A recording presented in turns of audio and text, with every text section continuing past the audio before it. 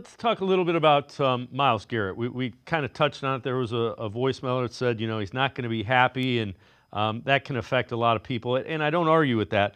But I know you wrote an article just, the public trade request and kind of how, the Browns fans are kind of conflicted. And um, what about the whole situation? I think it's been really interesting over the last, well, now we're almost at the 2 week mark from when he requested that trade on February 3rd, the Monday before the Super Bowl. And initially, I think the fan reaction from the outside looking in may have surprised some people because it was largely, I thought, supportive of Myles. There are certainly people who don't want him to leave, who would love to see him in a Browns uniform.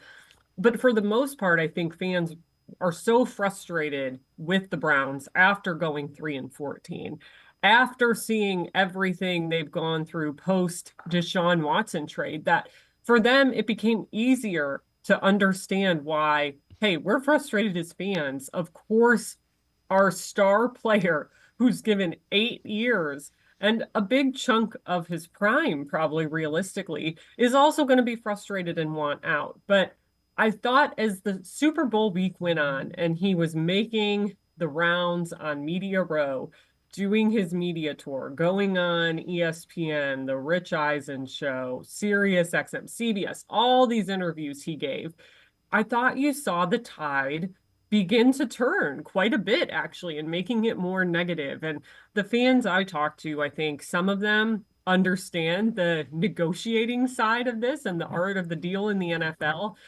in that when you're this public about wanting to be traded, you're actually harming the team's leverage to do that. Now, the Browns, of course, have said we're not trading him. We have no interest in that. But hypothetically, if you're talking about making deals, if you are an opposing team and know Myles Garrett wants out, you're going to try to maybe hold out a little bit longer, let more of that contract come and go, since the Browns have him for 2 years still, and offer the Browns less in return for him. So I think that rubbed some people the wrong way. And just, I know one fan I talked to used the term mean spirited in regards to how some of these comments have come off, even if that's not what Myles Garrett is intending, of course, when he's going out there. Some fans are viewing some of these things as, oh, well, when he says he doesn't think the Browns can win now, what does that mean to the players and everyone else that he would, in theory, be leaving behind? What does it say about them? So I thought all really valid points from the fans I spoke to.